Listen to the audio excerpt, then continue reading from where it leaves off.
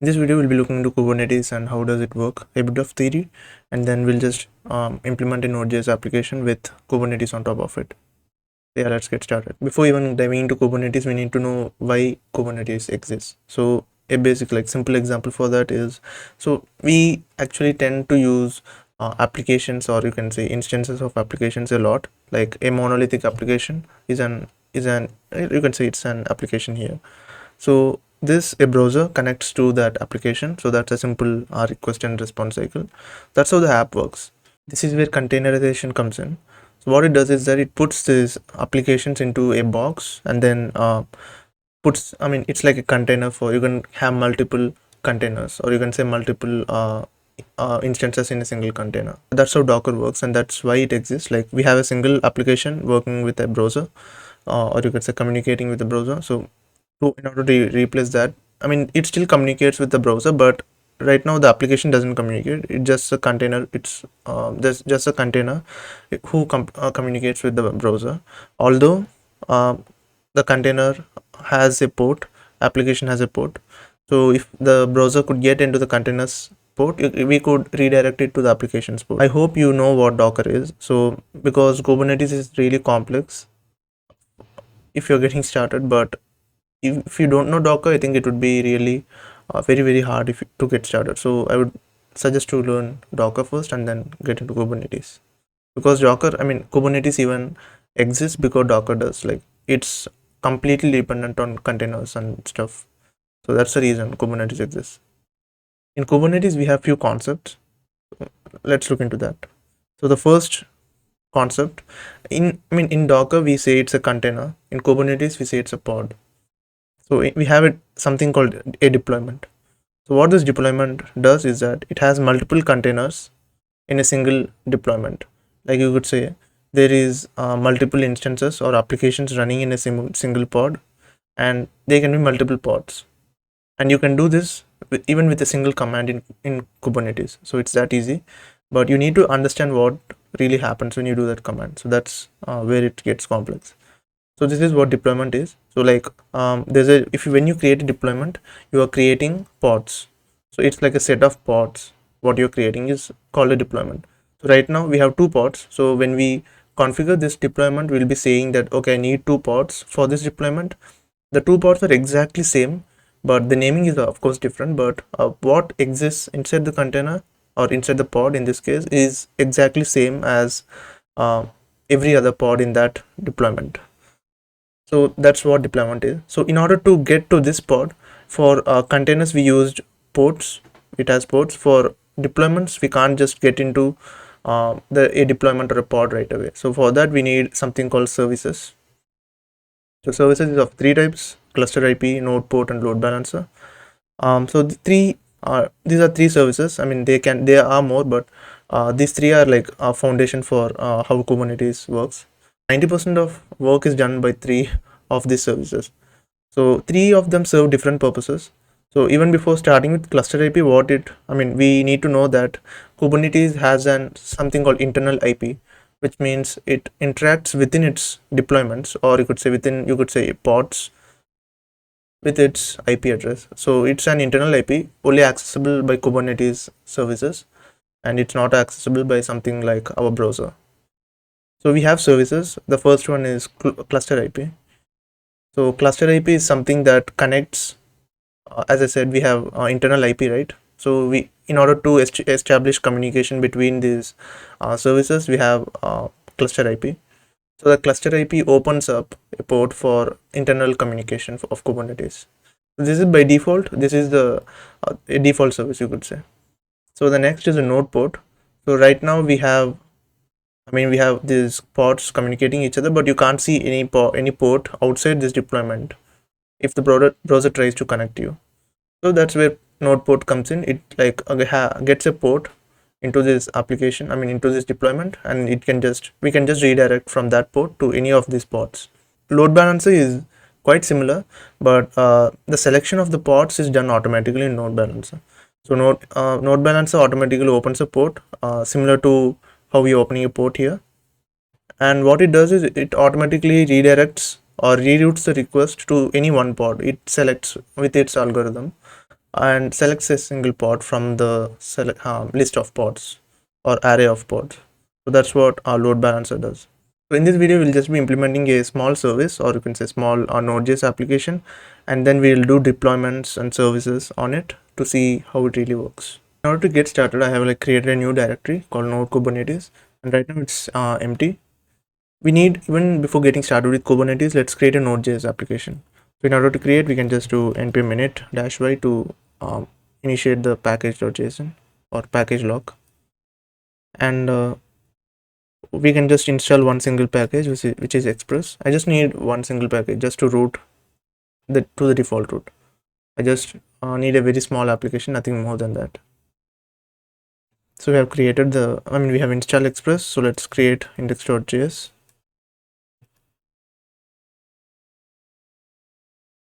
So let's fill this with boilerplate. Let's require Express. Let's also create an instance of Express, and then let's create a port. This is if the env has a port, use that, or you could go with, let's say, 50/50, and app will listen to this port or at this port, and we could just say console.log server at this port, and we can just have a single /root which just returns a string as a response. You can say return just.send hello world from Node Kubernetes. We have created the node index.js, so let's quit and test it if it works. If it's running, so let's kill it. And now what I want to do is, so before starting with Kubernetes, what you need is an image of this application. So for that we need Docker, and we need a Docker file to create an image out of this complete application. So right now, if you see, we have these 4 directories, or you could say 4 entities here. We have to have an image out of this so that we could use that image to create deployments, because if you are creating a deployment, it creates pods. So that pod must contain this image or this content.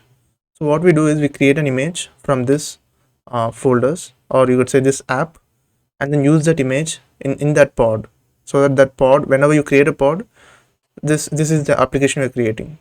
So that's what we want to do. So in order to create an image, we need a Docker file. So let's create a Docker file here. So make sure the D is capital, and since this is a Node.js application, you don't need to do everything from scratch. You can just import it from, just say, Node Alpine. So this just takes it from that image automatically. So this exists on Docker Hub, so you could check that out. So next, what I want to do is, so here there is a file called node modules. So I don't want to copy node modules, because if you know that node modules is really heavy, you don't want to copy that to the current container. So when you're creating a container, you don't want node modules to be copied to that environment, I would say. So what I want to do is, I just want to copy the current directory's package.json to that environment. So this is copying the current directory's package.json, and this / is inside the container. I just want it to be copied. So why are we copying package.json? Because if you have package.json, then you can just do npm install, and it automatically creates the node modules folder for you. So there's no need of copying the node modules bulky folder. So after copying the package.json, I want to run a command, or you could say just run npm install. And you could say that they have not installed npm before, because that exists in Node Alpine package. So automatically it exists, so there's no need of worrying about it. So after doing npm install, I want to copy everything from this to this, from this package to everything to this package. So you might actually think that if you're copying everything from this, then of course the node modules will be copied. Then in order to ignore that, we can just create a file called docker ignore. This ignores the node module file if you just put it here. So it's similar to git ignore. whereas Git ignores that files to be committed, or it just to be pushed. Here it just ignores it to be taken into the image, so it does not consider when you are copying. It just ignores the folder. And after this, I want to run let's say command. I just want to run a set of commands, which is node and index.js. So I'll just start the server. That's what I'm doing. So this keeps the server running. So actually on production you could just do pm2 or something like that. We could even do nodemon here, but I just want to keep it very simple, and I'll just do node. And if it's in production, I don't want to be doing this, because if the server crashes, it does not restart itself. So that behavior I don't want in production environment. So yeah, I think this is a Docker file. Let's quit and build this Docker file. Right now I have these files. I have the Docker file here, so I can just say docker build. I can just do dot for this context, I mean the Docker file from this directory, and the context as this current folder. But this I also want to give a name for this image, so I can just do -t to tag it, and I will say let's say node-kubernetes, and I'll just run that command. So you can see that this build context it's sending, it's just 37 KB, so which means that it's ignoring the node modules file. If it doesn't ignore, it would be in MBs, because of course node modules is so heavy, it's in megabytes. So we have built the image, and you can see that we have built this image with ID 673 and so on, and we have also tagged it to node Kubernetes latest. So now we can use this name node Kubernetes in order to reference this image we have built. So that's done. So you could actually run this container, but we don't want to do that. I want to run this using Kubernetes. We could do that. Let's see.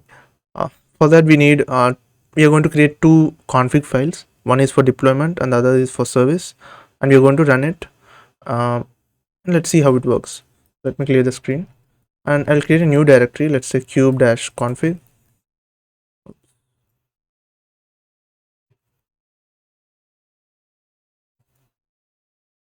Kube-config, and I want to create a new file.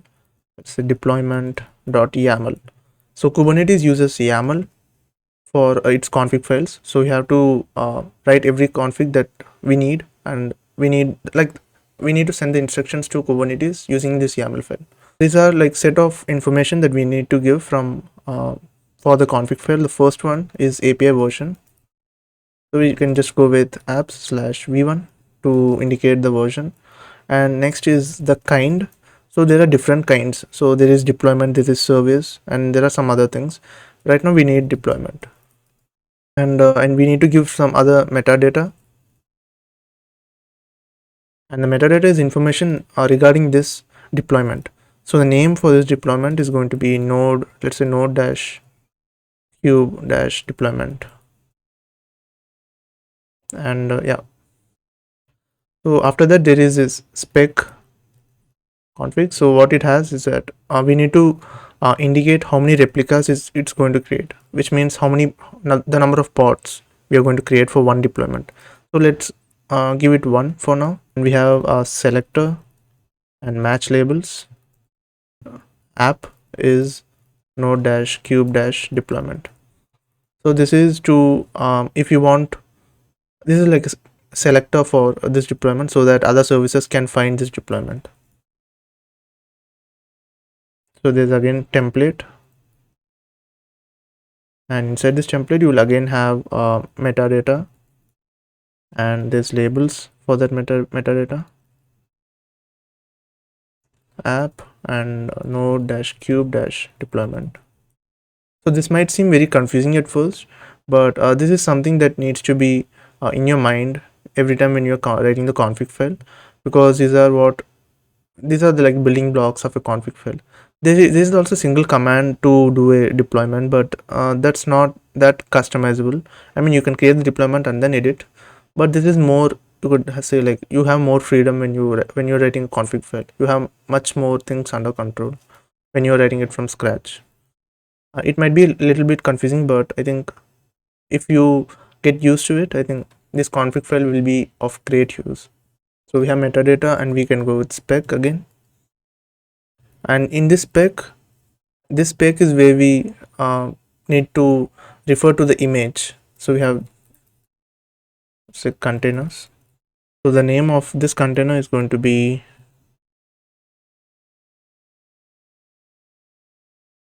node-cube-deployment, which is the name of the deployment. And the image of this container is going to be, we are going to pull from this image, which was node-kubernetes, which we have just created a few minutes back. And there's something called image pull policy, and I'm going to set it to never. So what this means is that there is like two contexts for an image, for Kubernetes to look for an image. So one is the local desktop, which we're using right now. So it can look into this local our desktop for this image, node Kubernetes, or else it could look into at the Docker Hub repository. So it could look there. So we are by setting it to never, we are saying that don't ever look it for online. We are just having it on our PC. So there are other choices like if present, and you could say always. So these are some other options, but we're going to go with never. So we could save that, and let's quit. Make sure you're having a kubectl running, so that you could do kubectl or Kubernetes deployments with this. So we have this. So we have this deployment.yaml here, and let's create a deployment. In order to see what are the pods running, you could just say kubectl get pods. So right now there are no pods, and to get the deployments, you could just say kubectl get deployments, and again there is no deployment right now. And again, to get the services, you could just say kubectl get services. Right now there's only one default cluster IP running, which is for Kubernetes itself. And we have created the deployment file. So let's try to apply it. So in order to apply the config file, whatever it may be deployment or service, you could just say kubectl apply -f, and you could say you have to like give the path for the YAML file. So right now it's at kubeconfig/deployment.yaml. I can just run this command, and you can see that the deployment has been created. So now you could say kubectl get deployments, and it is having one deployment, node cube deployment, which is exactly the name we have given to the deployment. So it says 0 out of 1 is ready, which means one of the pod has been created. So we can actually see if the pod is being created or not. We would just get the pods, and right now it's running. And if you run the get deployments command again, right now it would be 1 out of 1 is ready. And let's get the pods. Right now you could say node cube deployment is the name of the deployment, and dash, it gives some unique ID for every pod. So the state is running, and there are 0 restarts for this pod. Restart 0 means that there were 0 crashes when creating the pod or also when running the pod. So there were 0 crashes as of now, and the age is the time which since this pod has been created. So you could just do kubectl get replica sets. In Kubernetes there is something called replica sets, which means these are the replacement for the pods which are running. So whenever a pod goes down, then this pod will replace that pod. So that's what this pod is for. It's like, you could say, for emergency purposes. When it crashes, it automatically deploys it, and then again puts another replica set. It puts another pod into this replica set. So that's what it does. So there's only one replica here because we have given in the config file just one replica. We have set replicas to 1. So that's the reason there's only one single replica here. So if we want multiple pods, we can just change the replicas to 2 or 3. We'll do that in a bit, but before that I want to access this deployment. Right now if we do cat index.js, we were running at port 5050. Let's go to 5050 and see if it's working or not. So there's nothing running because the localhost is not up. So the reason is that, as you have seen in the previous diagram, there is no port at all right now for the browser to get into this deployment. So of course this is only one pod right now, but the browser is not able to get into this pod. The pod is the image we have built. Port 5050 the application is running inside this pod. So in order to get inside this 5050, you need to first get into this deployment itself. So that's the trick there. So in order to get into that deployment, you need something called NodePort. So let's create a service for NodePort and create a port so as to expose the application to the outer world so that anyone outside this Kubernetes cluster can reach it. Let's go into kube config slash, let's do service.yaml. It's going to be similar, a bit similar to the previous config file. Let me open that config file as well. Let's go into deployment.yaml, and the left side is the service.yaml and the right hand side is my deployment.yaml. So some things are going to be similar, like API version. In this case, we are not going to be using API slash v1. We are going to just be using API. We are going to be using v1, and kind is going to be service because this is a service, so it's service. The kind is service, and metadata is going to be the name, and it is node-cube.service. And we have spec.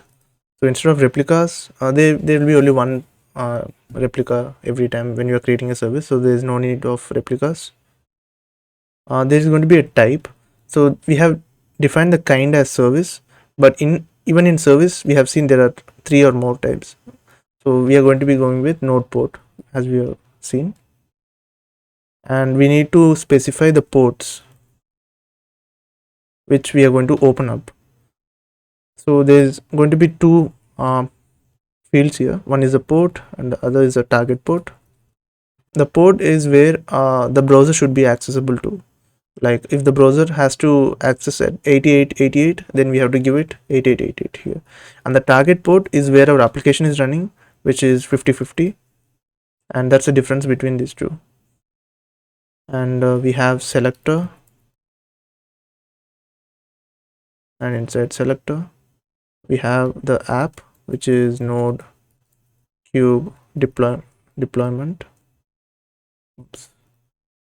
So this indicates this service. This selector indicates that whatever the service we are creating, you should be linking that this service itself is related to the node cube deployment. That's it. So that's a service.yaml. Let's save it and quit. So we have the service file. Yeah, so as I said, to apply this, you can just say kubectl apply -f the path to the config file. Right now I'm not going to be going with deployment, it's service.yaml, so it's service kubeconfig/service.yaml. So the service has been created. We can just get that by saying kubectl get services. And now, as we have seen before, it was this only one default service which was existing, and right now we have created a service and it is of type NodePort, and this is the cluster IP. Cluster IP, as we have discussed, is the internal IP of this kube clusters, and the ports you can see we are mapping the 8888 to some random port. So right now it's being rerouted to this port 30620. I have actually applied the service again, so that's the reason it's different. So that's the port we want to hit. Let's try hitting the. You can see this response coming from the app. That's the response we need. So yeah, it works. It has opened up a port for the internal cluster and the browser to communicate. And what I want to do now is I want to create multiple replicas. To do that, we can go into, let's delete our deployment. Let's say delete deployment. The deployment is node-cube-deployment.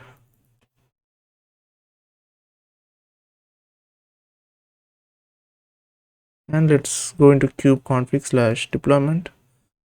And instead of one replica, I want to create 4 replicas. Let's just quit it if you have seen, like when we are creating NodePort, it just gets to a single pod. So if you want load balance between those pods, we have to create a load balancer. So I mean, of course, load balancer is a service.